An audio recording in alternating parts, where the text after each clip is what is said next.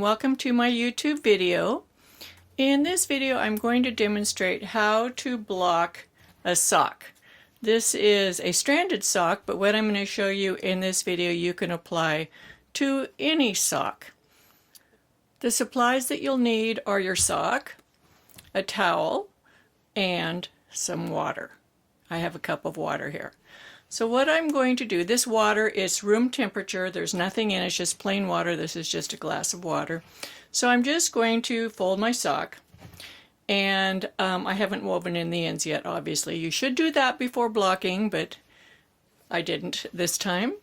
I'm going to place my sock in the water, and I'm just going to press it down until it's submerged below the water. Notice that I'm not agitating it.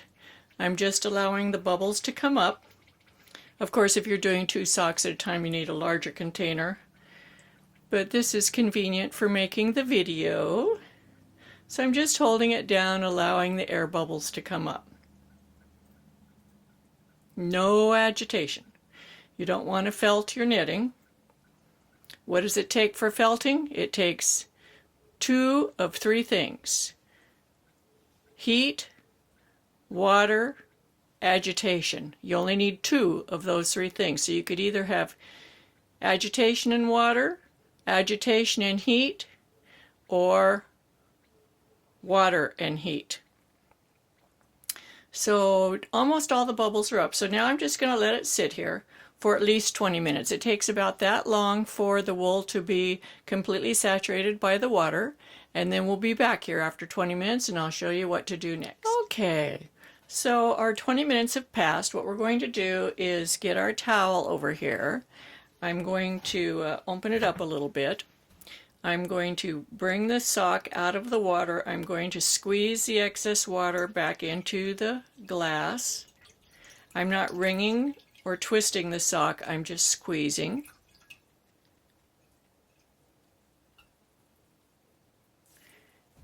And then we'll take our glass away. I'm going to lay the sock on the towel. I don't need to unfold it completely. I'm just going to lay it out, and I'm going to roll it up in the towel. And then I'm going to press on it. And this is what gets the water out. Just a cotton towel, that works best. Just press on it. Then we're going to open up the towel and take that away. And then we're going to take a look at our sock.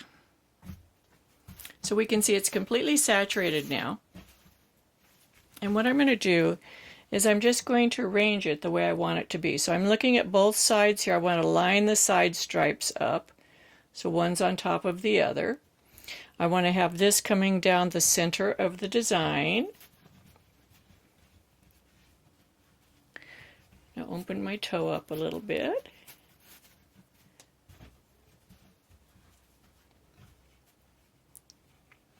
And I want to make sure my lines are straight. However you place the wool now, that's how it will stay once it dries. So get everything just the way you want. I like the lines to be straight, everything lined up. It's best to put it on a non-porous surface. Now I have felt here because it gives a black background. Underneath this I just have a white styrofoam board. And that's what I usually use for my blocking. See, I want to get this line all straight here. You'll notice these little things as you lay it out. I want all these lines perfect. I don't use a form. You can if you want.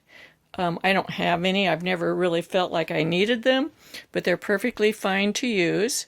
So once you have it the way you want, you're just going to let it sit here. Now where I live, it takes about in this time of year, it takes about 24 hours for it to dry.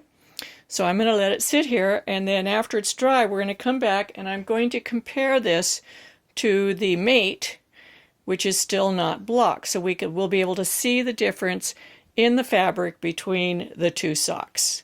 So I'll be back here after this is dry.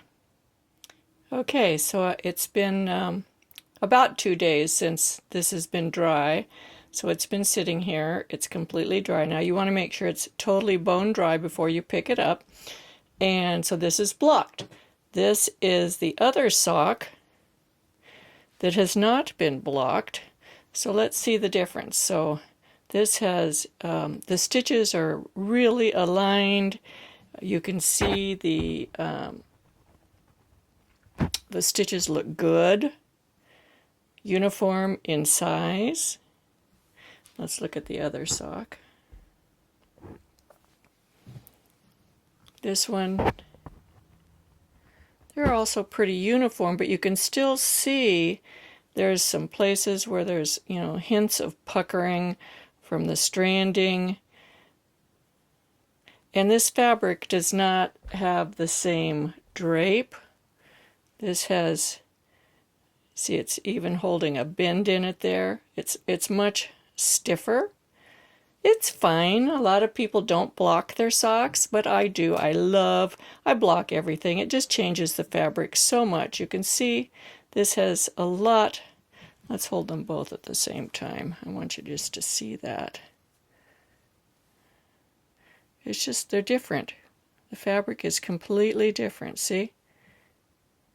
This is stiff. See how this is just very, the stitches have found their place and they're bending to be in place rather than fighting it. So that's the difference between blocked and unblocked, and how to block a sock. Of course, these were stranded, but you can block any sock in this exact same method. If you enjoy watching my videos, be sure to subscribe to my YouTube channel. I have a second YouTube channel that I just started recently. It's called Suzanne Off the Cuff, where I do live stream videos where you can log on while I'm on live and you can actually talk with me and ask questions, and I will answer your questions.